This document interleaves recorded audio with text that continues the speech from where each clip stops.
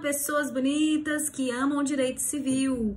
Nesse vídeo a gente vai falar sobre a resilição. A resilição, junto com a rescisão e com a resolução, é uma das formas de extinção dos contratos.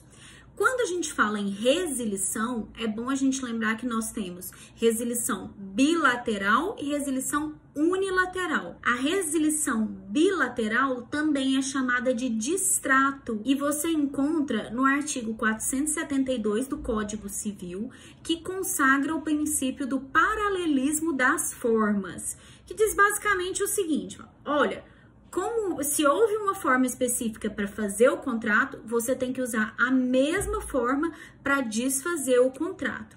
No caso do distrato, da resilição bilateral, você precisa seguir a mesma forma de manifestação da vontade. O distrato acontece quando as duas partes, no caso da resilição bilateral, as duas partes manifestam seu desejo de encerrar aquele contrato, não queremos mais.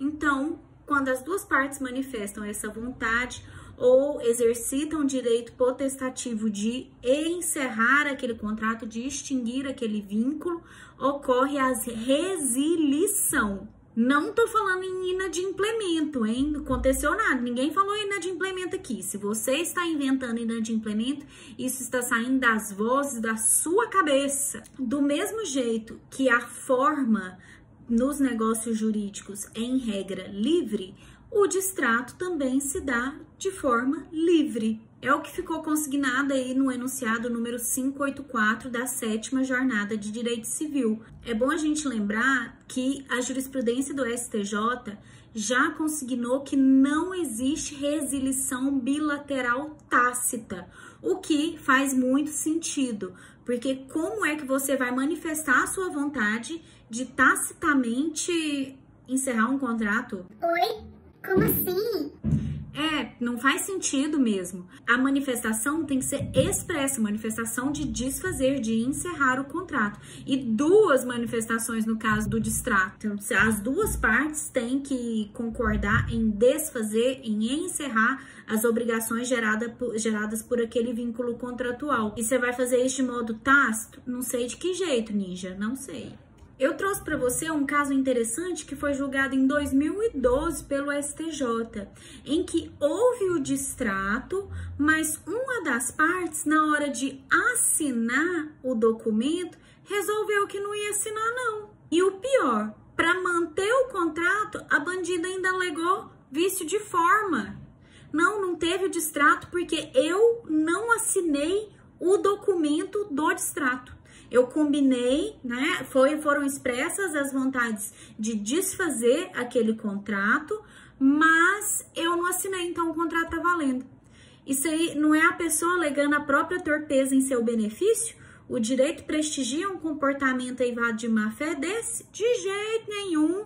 Então, foi justamente o que o STJ fez. Falou, ó, minha filha, foi você que não assinou bem. Em nome do paralelismo das formas, o distrato tem que seguir, sim, a mesma forma estabelecida para o contrato. Mas no caso aqui, dá para ver que houve o distrato e esse requisito de assinar o documento é que não foi cumprido por culpa sua. Então, a gente vai considerar o distrato, sim. Ele até cita os institutos ligados à boa-fé objetiva, o TUCOC, a SUPRECIO, a SURRECIO, que a gente já estudou em Direito das Obrigações. Então, se você não lembra, ou se você lembra, mas quer dar uma olhadinha, volta lá em Direito das Obrigações, porque Direito das Obrigações é vida, gente. Direito das obrigações é uma coisa tão linda que toda hora a gente quer voltar nele. Um exemplo é quando a gente fala da quitação. A quitação tá lá no artigo 320 e ela pode ser dada por instrumento particular, desde que conste no documento o nome do devedor, quem pagou, tempo, lugar, assinatura ou as circunstâncias que indiquem que a dívida foi paga. Já a resilição unilateral vai acontecer nos casos em que a lei permitir expressa ou implicitamente, porque ela depende da manifestação de uma das partes. Então, uma das partes pode exercer esse direito potestativo de encerrar o contrato. Mas antes de fazer isso, ela precisa fazer a denúncia, que é dar um aviso, uma notificação. Só vai acontecer nos casos em que a lei permitir, como está aí no artigo 473. Como exemplo, eu lembrei daquelas situações de condomínios que fazem um contrato com algumas empresas fornecedoras de serviço de telefonia e de internet, para que a empresa possa prestar o serviço lá dentro do condomínio.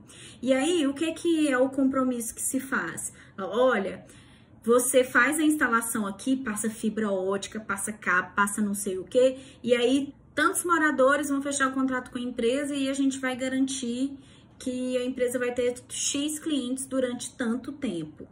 O condomínio pode até pedir a resilição unilateral dos serviços, mas pense você no investimento que a empresa fez para fornecer esse serviço dentro daquele condomínio. Antes de pedir a extinção do contrato por resilição, a gente tem que pensar no valor desses investimentos e no prazo mínimo necessário para atender a boa-fé da empresa que realizou esse serviço, confiada na duração do vínculo contratual com o condomínio. Por isso, nós temos o parágrafo único do artigo 473, que diz que, dependendo dos investimentos consideráveis para execução, a denúncia só produz efeito depois de um prazo compatível com o vulto, né, com o tamanho, com a quantidade de investimentos que foi realizada para executar aquele contrato naqueles moldes. Outro exemplo ótimo de resilição unilateral, em que a lei permite que você extinga o contrato, é quando a pessoa compra um imóvel e tem um inquilino morando no imóvel e ela quer extinguir aquele contrato de locação anterior, né, do antigo proprietário, para ela poder morar na casa, ou sei lá, alugar para outra pessoa, fazer o que ela quiser. A lei de locações fala assim, que nesse caso, a pessoa pode denunciar o contrato, ou seja, mandar uma notificação para o inquilino dizendo que quer encerrar o contrato para pedir a desocupação no prazo de 90 dias. Isso só não é permitido no caso aí do artigo 8º da Lei 8245 de 91, que diz que a locação por tempo indeterminado, junto com a cláusula de vigência em caso de alienação, averbada na matrícula do imóvel, impedem a resilição unilateral. Você vende e a pessoa que compra não pode denunciar, ela tem que esperar o contrato por prazo determinado acabar. Mas é prazo determinado, ele tem dia para acabar o contrato de locação. Esse direito potestativo de realizar essa denúncia também tem um prazo. Então, você compra, aí você tem o prazo decadencial, que tá lá no parágrafo 2º do artigo 8º da Lei de Locações, de 90 dias para fazer esse pedido. Passou o prazo de 90 dias, você não fez o pedido? Já é, tá? Aí você faz o pedido dentro desse prazo de 90 dias e aí dá mais 90 dias para a pessoa sair do imóvel e você poder ocupar. A resilição unilateral também pode acontecer no caso de arrependimento, que é uma cláusula que está expressa lá no instrumento contratual. Você escreve lá o direito de arrependimento, com prazo, com tudo mais. É preciso ter muita atenção porque alguns tipos de contratos não aceitam esse tipo de cláusula. É o caso dos contratos preliminares, isso tem até súmula do STF. Contrato de compromisso de compra e venda não pode ter cláusula de arrependimento. É um contrato preliminar, mas não pode arrepender dele. Nos contratos benéficos, como é o caso da doação, e os contratos de intermediação, como é o caso do contrato de mandato, por exemplo, é possível que uma das partes também opere a resilição. Ou porque ela faz a revogação, fala assim, não vou te doar mais, ou não quero você mais como meu representante, ou porque ela faz a renúncia. Então, não quero receber essa doação. Você não é obrigado a fazer ou deixar de fazer, senão por lei. Então, ninguém é obrigado a receber uma doação. Ai, prof, mas alguém tá me dando um presente. É um presente pra mim. Uai, você não sabe que raio de presente é esse, meu filho? Tem presente que é encosto na vida da pessoa. Você vai ficar recebendo qualquer coisa por aí? Eu, hein? Às vezes é um presente e não tem nem encargo, mas tem os tributos que você paga. Você ganha um carro. Pensa assim, nossa, eu vou ganhar um carro. Meu filho, você acabou de ganhar uma mega dívida com gasolina, com manutenção, com tudo quanto é mais coisa, IPVA, Deus me defenda. Você ganhou uma dívida. Oh, que maravilha, né? Então, você pode enjeitar a doação. A mesma coisa você pode fazer com o contrato de mandato. A pessoa quer que você seja procurador dela. Você fala assim, meu filho, não quero, obrigada, tá? Aí você renuncia os poderes. Às vezes até tava dando certo, mas acontece alguma coisa... O seu representado, aqueles representado trabalhou, se você quer devolver o mandato para ele, fala assim, quero isso mais, não, sou obrigada. Para revogação de doação, ele pode ser revogado nos casos aí do artigo 555, que trata da revogação por ingratidão e por inexecução do encargo. Quando a gente for falar do contrato de doação, eu prometo para você que a gente fala disso com mais detalhe, tá?